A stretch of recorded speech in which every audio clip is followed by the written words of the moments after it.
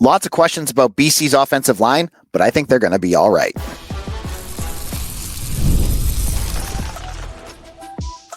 You are Locked On Boston College, your daily podcast on the Boston College Eagles. Part of the Locked On Podcast Network, your team every day.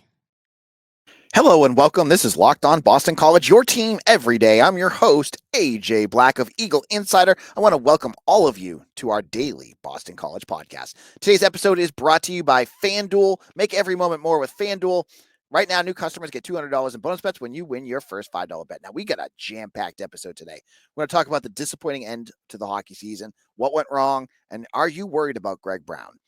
I'm going to look at quarterback target Femi Babalola, who exploded this weekend during a camp in Tennessee. I'll explain what that means and where that leaves Boston College. And we're going to kick things off by talking about the offensive line and why I don't think it's as big of a problem as many may think. Now, let's kick this off. On Saturday, Boston College held their weekly scrimmage, unfortunately closed to the public, but the media got to go in at Fish Fieldhouse. This is a Saturday mainstay now. Every Saturday is a scrimmage. And I got to say, what stood out to me right away was the intensity of these practices. These guys from top to bottom, they're playing like their hair's on fire. I love it. I love the way that they're playing. It was intense. It was one of the best practices either myself or Mike Sidley have seen all spring long. So great energy. I love that piece. Now, the piece that I wanted to talk about, though, is one of the biggest questions. And it's not Dylan Lonergan versus Grayson James. We talked about that a lot. It's the offensive line. Now, going into this offseason, BC loses 3 offensive linemen to the NFL. Jack Conley, Ozzy Trapillo, and Drew Kendall, all going to be drafted, hopefully, and find homes in the NFL. Now, the biggest question folks have is how's BC going to be able to manage fixing that? You're bringing back Drew Bowery and Logan Taylor, but other than that, it's really a bunch of question marks. You don't know who's going to be playing. You don't know how they've come along. But one of the things I really wanted to emphasize in this episode is that offensive line coach Matt Applebaum, he gets a bum rap. I think a lot of folks get on him a lot because of his recruiting, and yes, his recruiting has definitely not been top tier. You'd hope that maybe he'd win a few more battles than he has, but I can't agree that what he does on the field is bad. Like he has recruited guys in and developed them in his system to make sure that every year you're going to have 5 offensive linemen that are going to be serviceable and guys behind them that could jump in if you needed them to. I look at this roster and I see the development everywhere. For instance, I want to start off with a guy that we have not really talked about a lot on this podcast, and that is redshirt freshman offensive lineman Jaden LaFontant. This is a kid from Brunswick School in Connecticut. He was recruited by Jeff Hafley. He sat most of last year. And I want to kind of walk you through what I've seen him. Last year, he comes in as a freshman. Most freshman offensive linemen, they're going to take a little time to get ready. He played with the 4th team, 3rd team. I think he was hurt at one point wasn't practicing. You didn't see a lot of him, right?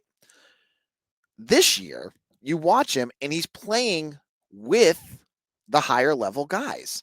You're seeing him do that. And the piece that's important, you can play any guy up there, right? He looks like he belongs. He's not out there making huge mistakes. He's not getting overwhelmed by their defensive line. He looks like he belongs. That is development. Now, I am not expecting Jaden LaFontant to be a starter this year. I do think that what you're getting here is that trajectory that you want with your offensive linemen. Guys starting off fresh right out of high school, and you're building them up, and you're seeing that growth. That growth is what good coaching is all about, and that is what Matt Applebaum does well. So Jaden LaFontant, I don't expect him to play a big role. Maybe injuries happen this year, but your hope is you continue to grow this year, and he looks like he's ready for next year. Continuing on that conversation, you look at a guy like Pape Sai, another redshirt freshman. This one really shows where development comes in because this kid came from Senegal, played football for 1 year at the NFL Academy in London, and then was recruited by Jeff Hafley and somehow was BC's top recruit last year, which I think is crazy. But I think the scouts at 247 said, that his ceiling is super high. Now, watching this kid last year at practice, he looked very much like a player just learning the game. He had his trouble. He again was near playing with guys, some of the back end of the roster, but he was learning and developing. Now, I'm not saying he's perfect yet, but he's definitely showing growth. The growth is very noticeable with Pape Sai. So the system is doing what it's supposed to do. Again, just like with Jaden, I am not expecting Pape Sai to be here this year to be a major role, but it's a good sign that you're starting to see guys go through your system and grow.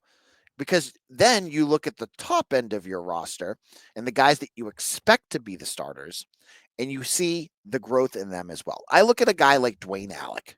Dwayne Alec is he's the Jack Conley of this year, and that is not a good or a bad thing. He's just a guy that's been around forever, and he's going to play his role. His upside, maybe it's not the highest of the group, but he's going to be serviceable. You've seen him grow. He's grown from 2022, which was a complete disaster, to a player who I think will be totally fine if he's the starter. I look at a guy like Eric Dougherty, who we talked to after practice on Saturday. What a great kid. Very well spoken, great answers to some questions. He came in as a defensive lineman and they switched him over to offensive line, and he is growing. Like he technically could be either your a guard or a center. So he's going to be battling to be one of those starters. You've seen him grow. If you started this season today, I would say Eric Dougherty probably be okay. And then finally, a guy like Ryan Mickow.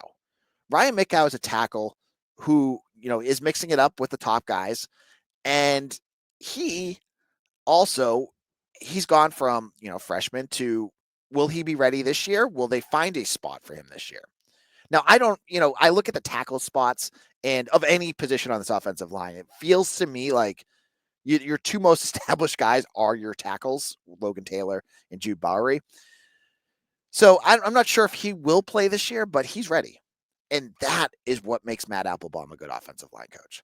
That is why I think this offensive line will be pretty good this year. When you have guys like Jude Bowery, well, and speaking of Jude Bowery, if you have not checked out the Twitter video, and it might be on YouTube too, on Jude Bowery, where they go into his story, it's well worth a watch. You're gonna love this kid. What a perfect representative for BC. Check that out on Twitter if you have not already. But he's grown. Like he's gone from freshman to starter to pretty good start to this year, like potential superstar offensive lineman, like your next big one. If he continues his trajectory in Matt Applebaum's system, I could see that happening. So I look at the offensive line, and yes, you guys at home, maybe you don't get to see these guys every day, but I think the system is there. And I'm saying this to you because I don't want you to think that you lost three guys and then there's just nobody there, because that's not the case. BC has the guys there, and I think they're going to be okay. Will they be the best offensive line BC's ever had? No. I would be surprised if that was the case. But will they be like 2022? No. They're not going to be historically bad. I think they're somewhere in the middle, and they're going to be good. But I think they're going to be able to get their offense going. I think they'll be able to run the ball. I don't think there'll be any huge issues. But I don't think it's as bad as some folks are. Like, so many people are like worried about them and what's going to happen. I'm not there yet, but it's only March 30th right now. Still 4 more months left. You got summer camp. We'll have to wait to see. And just before you guys ask me to, there's a new rule for media this year. I cannot talk about first team and second team based off of what I see at camp.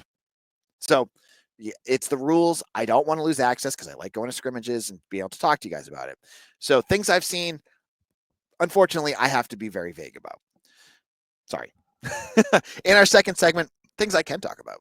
Let's talk about recruiting. Femi Babalola, a quarterback Boston College has been really heavy on, blew up this weekend, and I'll explain what that means in just a moment.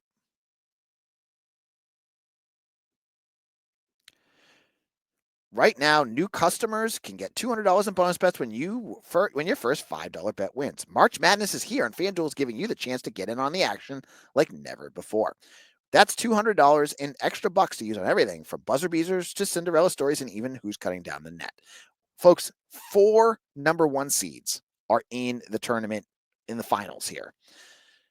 Duke, that's my team. I'm an ACC guy. I'm looking at Cooper Flag as a potential star, but man, anything could happen.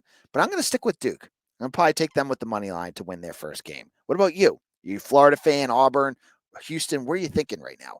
I'm going with Duke. Now you can go to FanDuel.com and get all the underdogs this year. FanDuel makes it easy to back them with spreads, totals, and game props. And the FanDuel app is simple to use, and when I win, I get paid instantly. No waiting around. So visit FanDuel.com and get in on the college hoops action all tournament long. This is Locked On Boston College. AJ Black here. And I want to thank all of you who have listened to Locked On BC every single day. And I want to thank all of you who are everydayers who make this part of your routine, whether working out or in the car or at work. Thank you. And I hope you get all your Boston College news from me because I'm an insider. I get it all for you. Thank you. Now, let's talk recruiting. This is a fun one to talk about. Now, Boston College had a ton of recruits on campus this weekend. You saw guys like Trevor Gibbs, an edge rusher from Indiana, who's taken an official visit. Furian and Ferrara, a 27 quarterback that will be committed to BC, and his teammate Kenny Leggett, a running back who doesn't have an offer yet, but it's definitely a name to watch. You had all these guys here and many more, and I have the whole list up on Eagle Insider. You're looking at all these guys that are at practice, and you're seeing all the pictures with Bill O'Brien. But the biggest recruiting news story didn't happen on campus. It happened in Tennessee. Now, there's camps going on everywhere. And Under Armour had their Nashville regional camp this weekend. And one of BC's top remaining targets was at that camp, and he blew up. And that is 26 Ravenwood, Tennessee quarterback, Femi Babalola. Now, you read what they say. Great frame. They compared him to Faison Brandon, one of the top quarterbacks in this class, with the way he looks, which is quite the compliment here. But 247 was there, not me, my national guys. And the first thing that we heard about was like how great he did. He was one of the top dogs of the camp, and they had a few things to say. First of all, that Boston College is the leader for Femi right now. And that there's other schools that are looking at him that he's talking to, like Wake Forest, Georgia Tech, NC State, and Maryland, all have offered. But they're saying BC's the leader, and that it won't be long before schools, and I hated the way they said this, but yeah, BC, so what are you going to do?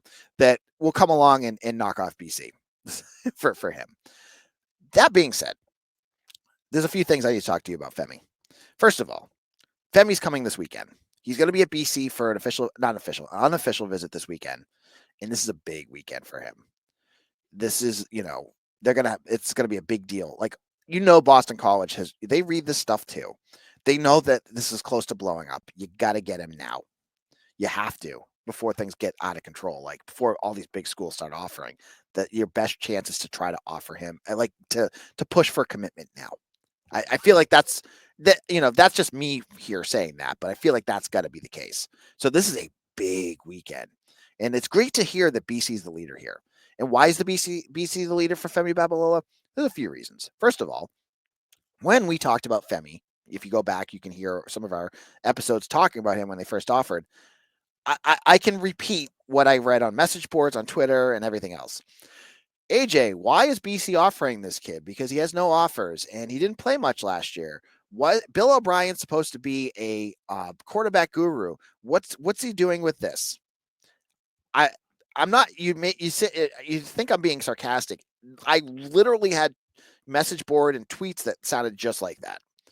And I say to you, now that offer is paying dividends. Being the first, and BC was his first, I believe his first Power 4 offer, and being around when no one else wanted him is a big deal. Recruits remember this stuff. Obviously, there's other factors that are going to go in, winning programs, NIL, all that stuff, right? But this is a piece that he's a great kid. He's not going to forget that. He's not going to just throw BC out because another school offers him. He will really be strong with BC because they've been with him. That's one piece, just one part. The second piece that I feel like BC is um, should, you know, be able to manage some of this, excitement around him is the Bill O'Brien factor. Two parts of Bill O'Brien's staff really should stand out for a kid like Femi Babalola. One, I love that Bill O'Brien threw this number out, says I'm going to keep using it until my face turns blue. Over 100 years of NFL experience on this staff. You know, look at Wake Forest.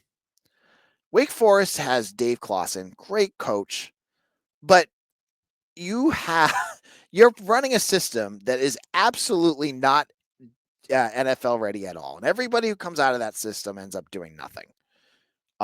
It took Riley Leonard going from. I'm sorry, not Riley Leonard. It took Sam Hartman going from Wake Forest to Notre Dame for him to become an NFL, and he didn't end up turning into anything, but an NFL style quarterback. BC has it right here. You have a guy who worked with Deshaun Watson, who worked with Tom Brady, and they can sell and sell and sell that. That's a big deal for a quarterback. That piece I feel is super important. And then you again have Bill O'Brien, a well-known quarterbacks coach who can talk and coach you up. That's a big deal. Bill O'Brien's ability to coach quarterbacks is going to make a big impact here.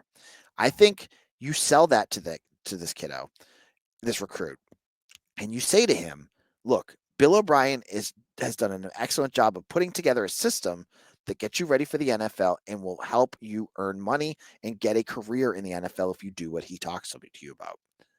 That's important. Again, if Ohio State and Clemson offer, I don't.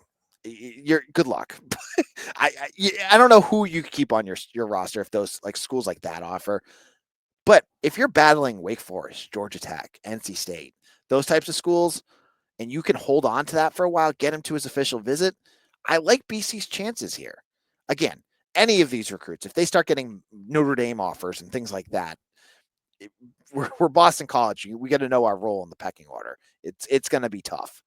But I like what BC's done here. I like that they've kept him, they've made him a priority. Even with Corinne Berry here, they've got or committed, excuse me, a quarterback from 26. They're going to go for two.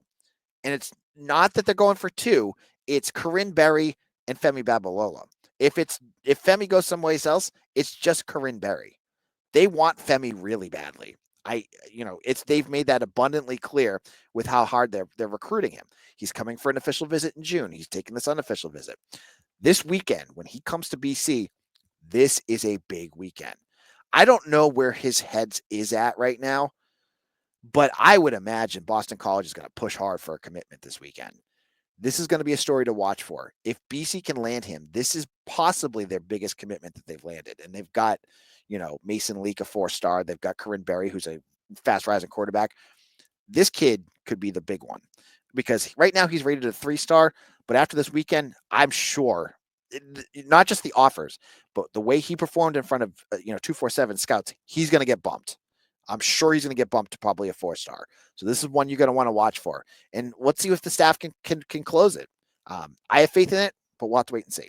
In our final segment, BC hockey's done. Everyone's sad. Let's talk about it.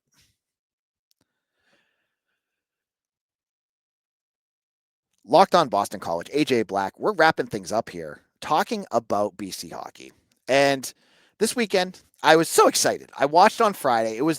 We had highest of highs and the lowest of lows. On Friday, BC plays Bentley, and I warned you that this team would be coming out guns blazing and really try to catch BC off guard, and they did.